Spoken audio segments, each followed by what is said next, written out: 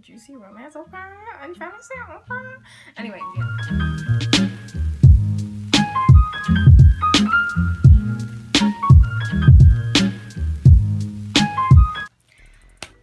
Alright, hello. It is currently 5 o'clock on April 6th. I have a meeting in an hour and I really have to be ready by then because I'm running it.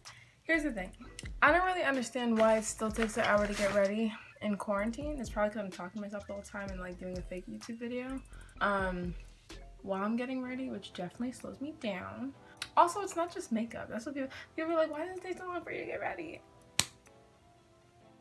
Edges, hair, makeup, outfit, like what do you think goes into this? You know what I mean?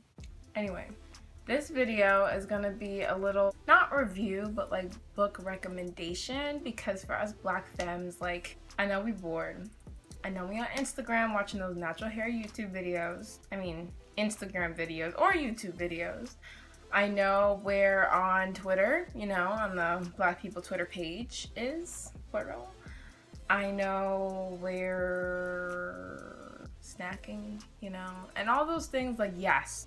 But if you're anything like me, boredom hit differently when you're doing the same thing for like 20 days straight, you know what I mean?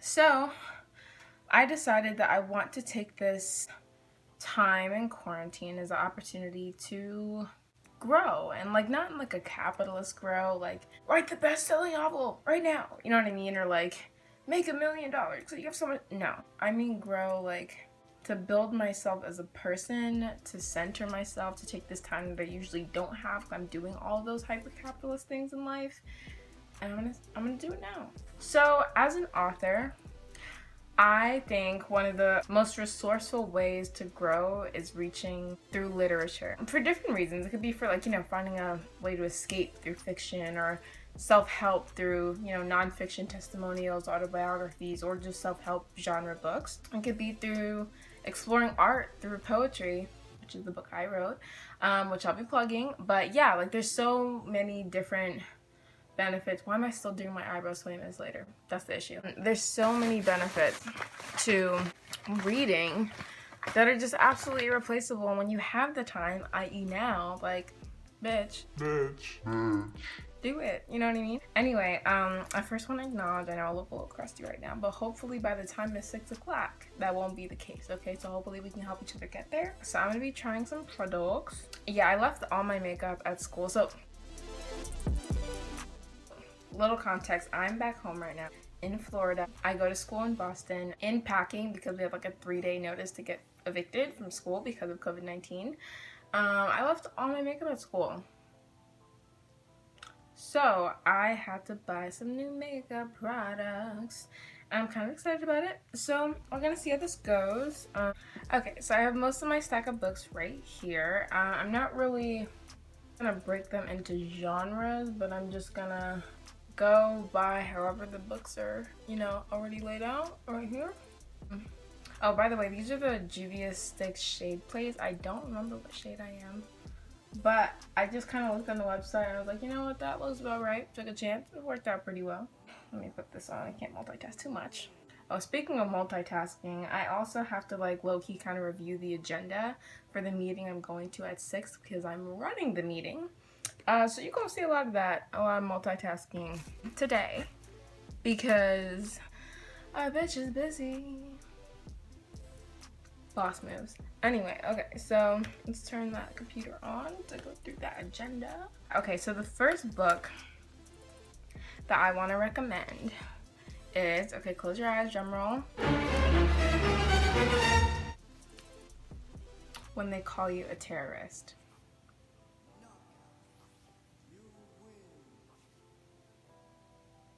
Beach. If you have not read this book,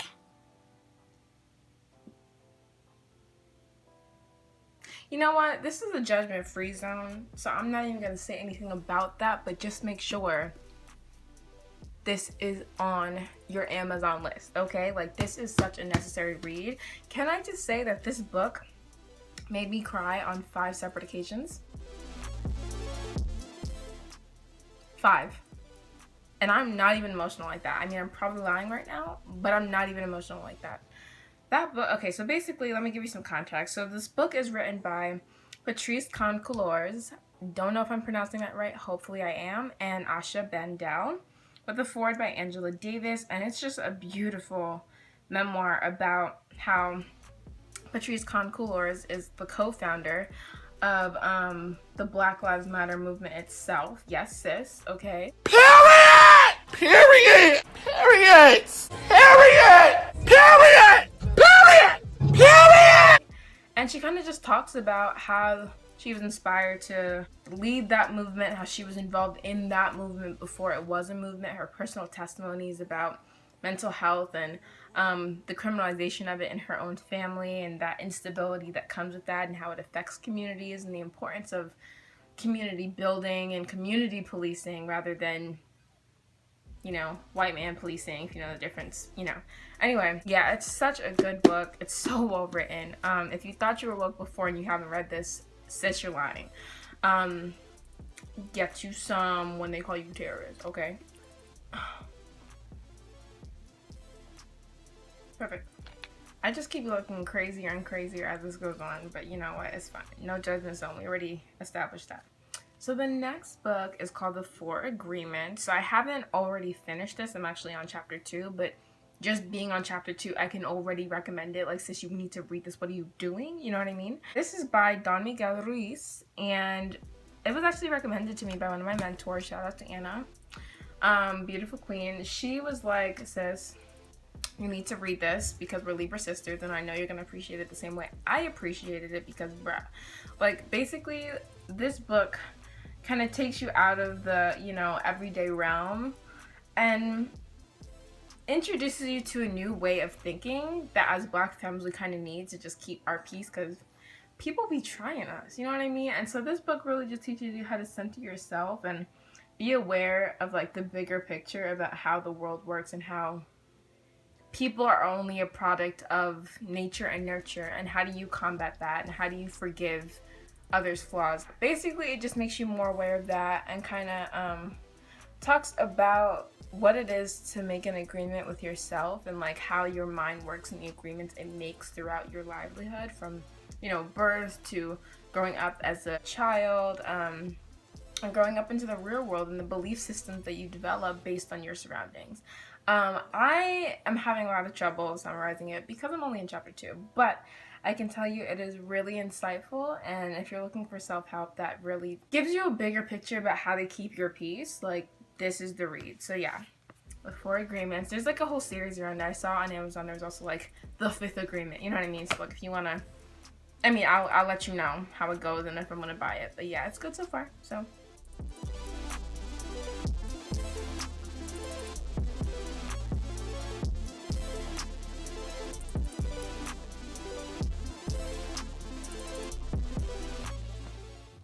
Okay, so next I'm gonna plug a book that y'all, don't judge me, okay, but I'm super ashamed that I haven't already started reading it. I bought this and it's been sitting on my shelf for like a year.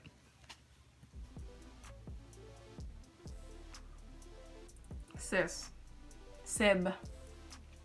If you have not read this series, this beautiful trilogy, first of all 3 are not out. It's just this one and the second one, Children of Virtue and Vengeance. Tomi Adeyemi, sis, you did it. Period! Period! Period!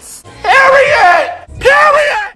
You did it, and I'm sorry that I haven't finished it. But basically, for my sisters who are not that into like nonfiction or like super informational, like academic like reads, if you're looking for fiction to like dive into, to escape in, like just to get your mind off of all the tragedy happening within our communities and within the world, like get you some Tomi Adeyemi. Like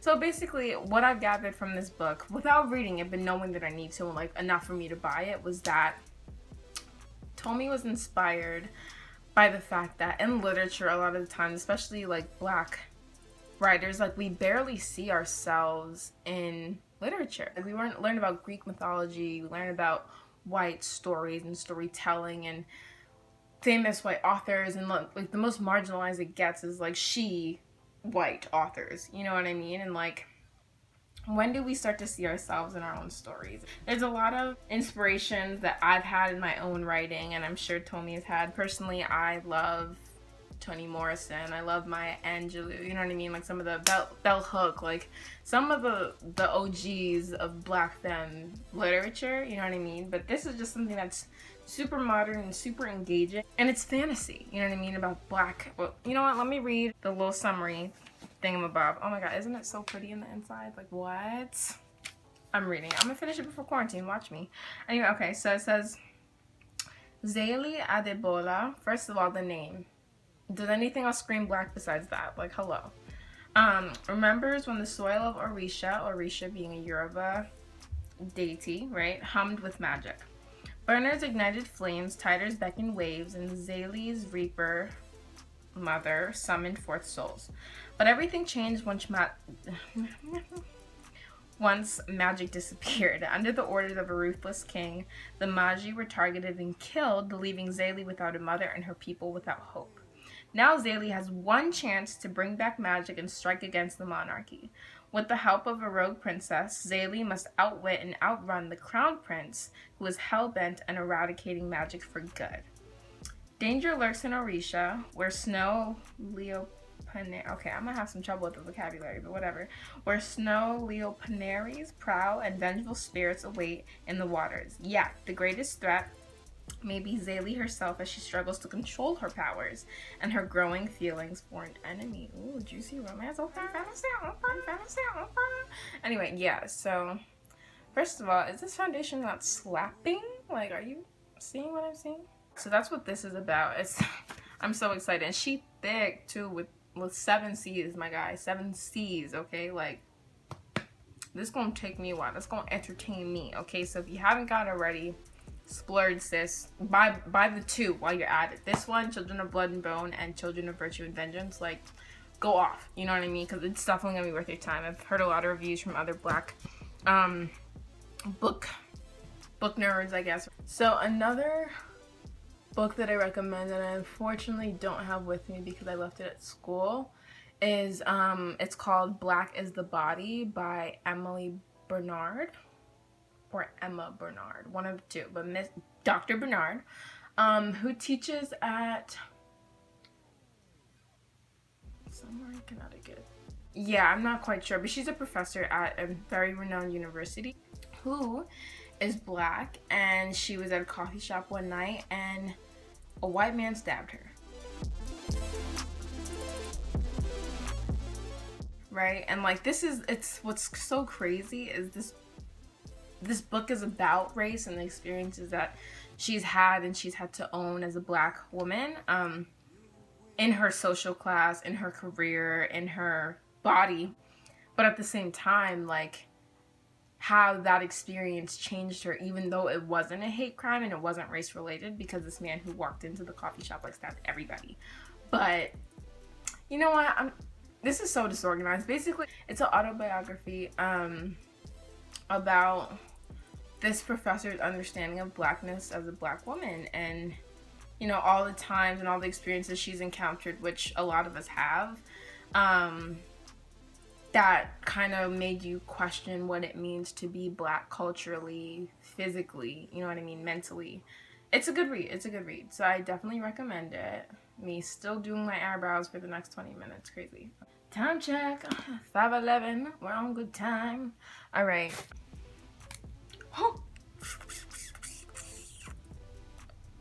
That's what happens when you get cheap makeup products. I'm sorry to say it. I should have got a pencil, but you know, where we are. Okay. It's as good as it's gonna get with, yeah, okay. Thank God I have eyebrows already. Actually, you're gonna have to give me a moment. I can't do my eyebrows and talk. I don't know if anybody else has that issue, but like, this is a very, like, takes all my attention kind of task, you know what I mean? So give me a moment. Whew, all right, where's the brush? That is not.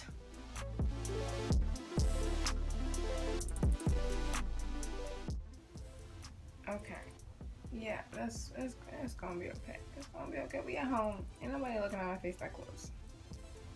anybody's in my mug like that in this meeting, get your life. Like, it was never that deep, personally. Okay. You know what I made the mistake of? When I was at the makeup place or online, I did not order a powder. I don't care if I'm inside. Oily skin is oily skin, no matter where it is. And I obviously don't know myself, so unfortunate. What's that? Blush, quite important. Yeah, perfect. Oh yeah, I'm talking about books. Okay, next book is...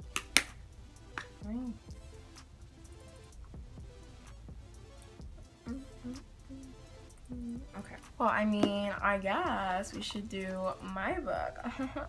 Yeah, so this is my baby. Be nice to her.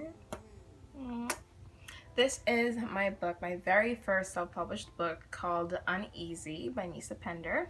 Me, moi.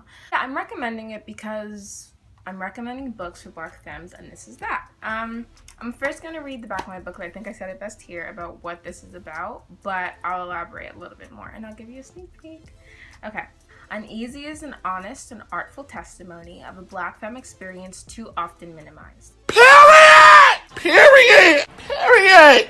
This collection of poetry and prose tells a story of the struggle and strength that is involved in the process of becoming and accepting oneself.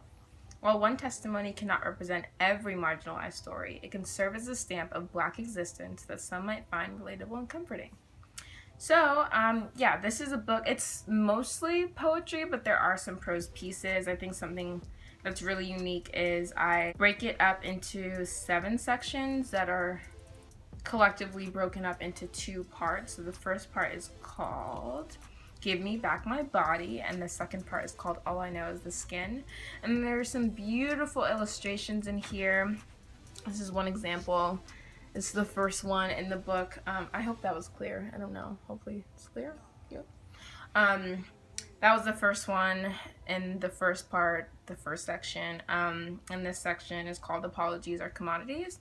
So yeah, there's 7 of them. And what I love most about this project is it was completed entirely by Black femmes. My cover photographer, Black femme. My cover designer, Black femme. My flower from South Africa. It's called the Protea King flower, which is super intentional. I'll probably do like maybe a Q&A session if I do a book club for the book, which hopefully might be coming soon. My editors were Black femme. My illustrator was Black femme. Like every single person who participated in the creation of this book, this is the Black femme project, and so I'm really grateful for that.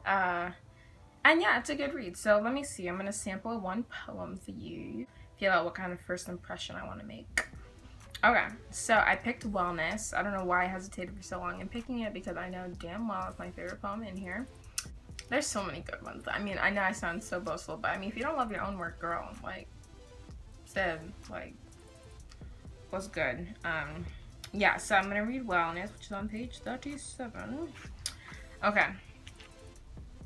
Me in a bonnet reading poetry. That's how it works, though. Seriously. Anyway, okay.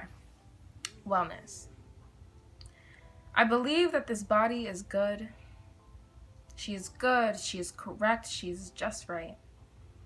I believe that this body is lovely. I write about her like poets describe their flowers, rich in color, well-scented, historic. I write about this body excessively to understand her, to experiment and see how much of her I can describe in words. My grandmother told me this body was made alive by God's breath, and when I began believing in God differently, I had to relearn and rewrite the story of my livelihood and physicality. My father has a lot of faith in me. He tells me I'm a goddess. He tells me that my capacity is great. He is convinced that I haven't yet learned how to recognize the divinity within myself. He glorifies my accomplishments, looks forward to my transcendence. What he doesn't know is that I feel incapable. All I know is this body. All I know is the skin. Before the world began, there was only darkness. All I know is that I am the beginning. But I've been told darkness has no place in heaven. I'm historic, but I'm not holy. And I still struggle to see God in me. So that's the sample. Yeah, and there's a bunch of really cool work. Something also that's really cool about this book is that me talking in not past tense, but like third person, like I didn't write it, but something really cool that I did in the book is at the end of every poem, besides moment graphic memory, because I don't have a date for it, at the end of every poem or prose piece, there's a date. And I remember growing up, my mom always encouraged me, like, Nisa, put dates so you remember when you wrote it. Even on like cards, birthday cards and stuff like that. Like, you always have to put a date. But what I really love about it is it kind of creates like a moment, so you can like reach deeper into like when I wrote this, what you could imagine I was going through or imagining back then. And mind you, this book isn't just like about my life. This is about the Black femme experience. So I had my mentor Anna, who also recommended the 4 Agreements. One of the poems was written on her birthday in 2016. She was like, oh my god, like this is how I was feeling on my birthday. You know what I mean? Like, it's just really cool that it gives us another like avenue to relate from. So yeah, that's my book Uneasy, available on Amazon and now the Barnes & Noble website. But that's kind of complicated. So if you buy it, I would just say buy it on Amazon for now. But yeah, I got my eyebrows highlights. You cannot go through life without highlight. Okay, time check 5:21, and I've yet to review this damn agenda. Okay, where my highlighting brush? Here she is. I'm gonna go for some pink undertones today. A little pink and gold, yes. Excuse me. There's a little Jackie Ina-y, you know what I'm talking about, you know? I just think on camera you have to put on like twice as much highlight as you usually do, because people just can't be, like, they don't see it, you know what I mean? And you feel all like ashamed because you're like, damn, I literally spent 10 minutes putting it on and niggas can't see it, you know?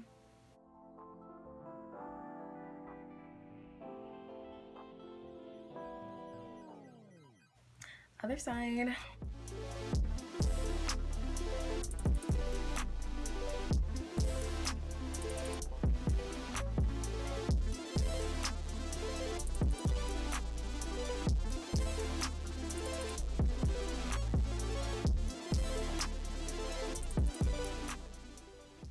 Can you see it?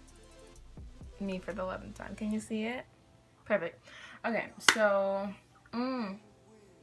I hate those little lipstick lines. No, I can tell. Better? Okay. Vaseline Patrol, you know. Anyway, alright.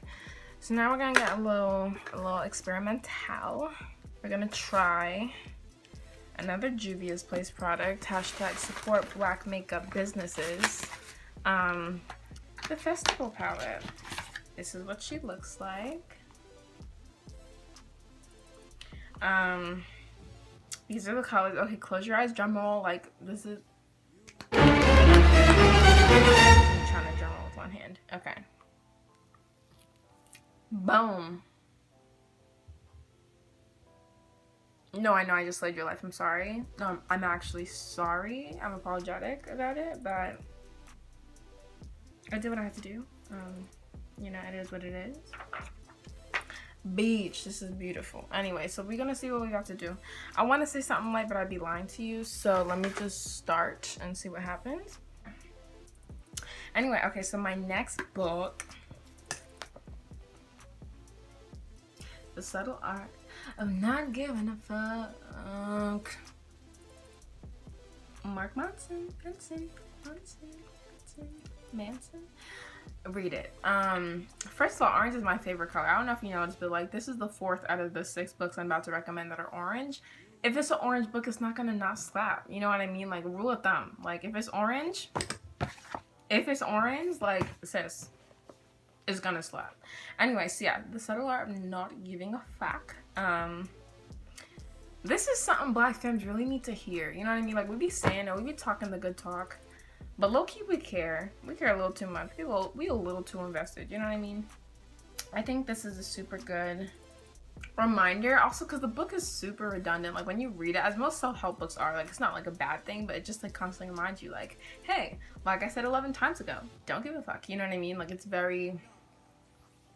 Ooh, should I? Do you think I should put on? Yeah, I should. More concealer on my eyes so this pops. correctly. You know what I'm saying? Cannot miss an opportunity.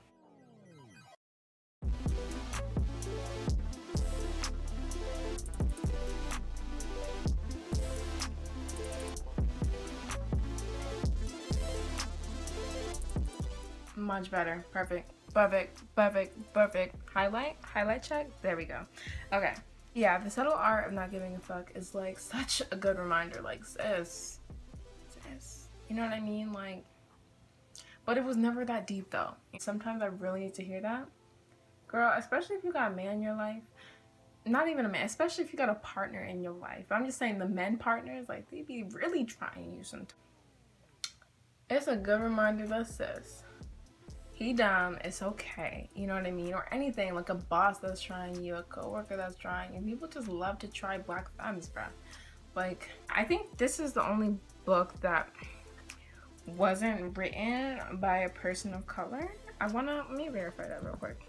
Actually, this might be another one. Maybe someone on here, the person of color. I didn't check, but it's a good book anyway. Anyway, speaking of the last book, New Erotica for Feminists.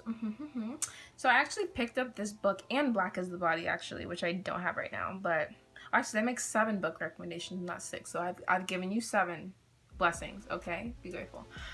I picked these 2 books up from a bookstore in the South Bronx entitled The Lit Bar.